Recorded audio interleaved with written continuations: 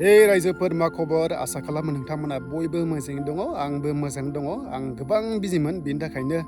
YouTube रायजोआवहाय एसे थाथ'दोंमोन आरो माने आं रेस्ट लादोंमोन दा जियानो जा मोनसे कन्टेन्ट लाना फैदों भिडिअआ बारा गोलाव जानाय नङा नाथाय बे भिडिअआ जोबोर गोनांथि हानाय एसेबां नोंथांमोना शेयार खालाम स्पेसियेलि आंनि इउथ्स लोगोफोरनि थाखाय बे भिडिअआ मानोना फिउचारनि खोथा दङ केरियार दानायनि खोथा दङ गोसो होनानै नाय आरो मोजां मोनोबा भिडिअखौ नोंथांमोना शेयार खालाम दा बेवहाय जों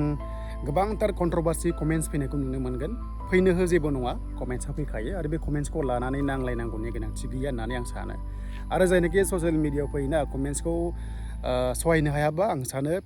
बियो माने साक्सेस जाया आरो थ' जियानो जा जों सावरायगोन BTC इलेक्सननि सायाव मानोना जोंनि BTC इलेक्सना फैगासिनो दङथ' आरो खायसे मोनथिगौ खायसे मोनथिया मेक्सिमाम मोनथिगौ गासै खैथा सिट दङ होनोबा MCLA 46 दङ दे गासै BTCआव 46 दङ अके माने 46था सिट दङ आरो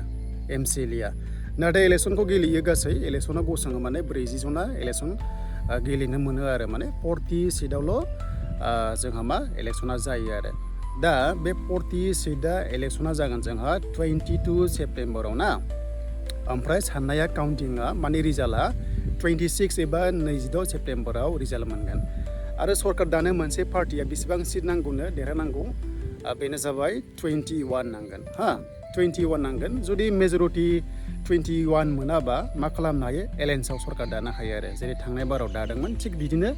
जुदि रावबो माने पार्टिया सिंगल मेजरिटि मोनाबा एबा मा नांगौसिबां जखाखौ मोनाबा जमा लोगो जानानै सरकार दानो हायो आरो बे मोनसे पलिटिकेलनि माखासे बियो रुल्स जाहैबाय दा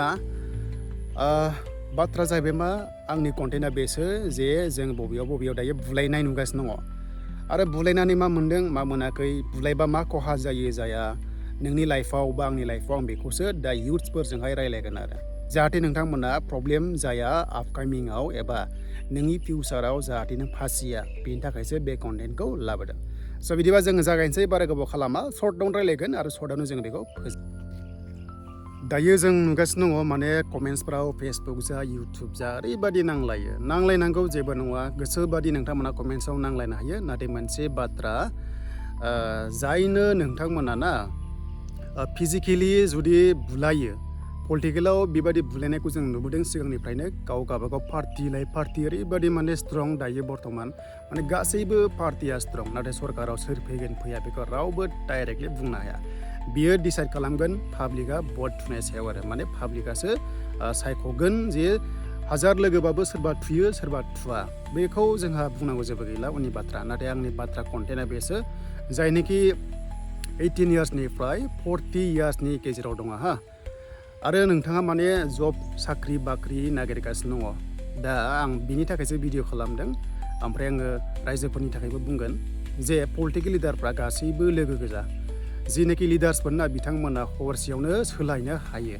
डेट मिन्स मा पलिटिकेला मोनसे टेम्परारि माने पारमानेन्ट नङा आरो ना अके पारमानेन्ट नङा मोनसे टेम्परारि बिसोरो सानाव नांलायो मोनायाव आराम फनावबो रायलायो एबा बहाबा हटेलाव जानो हागौ लोगो हमलायनानै ओंखामबो जालायनांगौ लोगो गोजा बिसोरो बाट जोंनि गामि एरियायावहाय बा जोंनि ओनसोलाव गावजों गाव पार्टि लानानै ओरैबादि नायनो हालाय थासारि जागासिनो दङ अमुगा खबाइ पार्टि अमुगा जेखाइ पार्टि होननानै ओरैबादि निउस सिलायनाय जागासिनो दङ थांलाया फैलाया मोजां रायलाया आरो खायसे जायगायाव मा जायो बुलायनायबो जायो दा मानिबाय दे हमना ला नोंहाबो गरा आंबो गरा हमना ला एक्जाम्पल बाट कमेन्ट्सआव नोंथांमोना गोसोबादि खुगाजों जावसिलाय रायलाय एबा हमना ला बखिलाय बाट आखाइ आथिंखौ जेब्लायबो दाहोदे मानो होनोबा ओरैबादि जायो बुलायनायबो नुयोना बिदि बुलायनाङा बुलायनानै जुदि आथिं आखाइ बायोबा खहाया सोरनि नोंनिसो खहा आरो लोगोसे जुदि बुलायनानै जुदि पुलिस केस जायोबा एफआइआर जायोबा ओरैबादि लाइफआव प्रब्लेम मोनो केसानो केस हाजिर जानांगौ जायो अब्ला नोंथाङा जुदि साख्रि नागिरोबा जेब्ला साख्रि जाहां जायो अब्ला भेरिफिकेसन जायो PRC बानायनांगौ जायो अब्ला पुलिस केस थायोबा ओरैबादि प्रब्लेम जागोन जानो हागौ नोंथाङा साख्रिया डिसमिस एबा केन्सेलबो जानो हागौ आरो बेखायनो आं रिकुवेस्ट खालामदों जायनोखि स्टुडेन्टस नोंथांमोना बे लाइनाव बे सेक्टराव बारा गोसो दाहो बुलायनाय माने बुलायनाय जिनिसाव दा गोसो हो नांगौबा ससियेल मिडियायाव नोंथांमोना कमेन्ट्सखौ लिरनो हागोन बा नांलायनो हागोन बाट बुलायनाय जिनिसखौ जेब्लायबो दा गोसोखां खाफाल मोजां देग्लाय बिदि एसेबां बुलायनाय जायाखै आरो बुलायनाङा गोनांथि गैया मानो होनोबा नों बुलायगोन गावजों गाव बुलायगोन नोंनि देहाया खहा जागोन आरो नोङो जेलावबो थांनांगौ जानो हागौ जेलाव थांनाय लोगो लोगो केस जायो केस जानाय लोगो लोगो गोबां खस्थ' मोनगोन लाइफआव बेखायनो जायनोखि आंनि स्टुडेन्टस एबा नोंथांमोना नायगिरि नोंथांमोन इयुथ्सफोर आंनि चेनेलाव नायग्रा नोंथांमोन साख्रिखौथ' नागिरखायो गोबाङानो जोंबादि बैसोआ जिबनावबो पलिटिकेलाव थांनानै बेबायदि खामानिखौ दामाव बुलायनाय खामानिखौ दामाव नांगौबा खुगाजों नोंथांमोना नांलायनो हागोन हो कमेन्ट्सनि गेजेरजों नांलायनो हागोन बाट आथिं आखाइजों दाथां जुदि थांनानै जुदि खहा जायोबा नोंनि फिउचारा बरबाद जानाय चान्स थायो दा बेखिनियानो कन्टेन्टखौ बुजिबाय दा बुलायनानै जेबो लाब गैया रायजोफोर बहाबा जायगायाव बुलायनाय खोनायो नुयो बुख्रुबलायनाय मालायनाय सम्पति प्रपार्टि बुख्रुबलायनाय खोनायो न'आव थांनानै बुलायनाय खोनायो बेबादि जिबनावबो दा गेले मानो होनोबा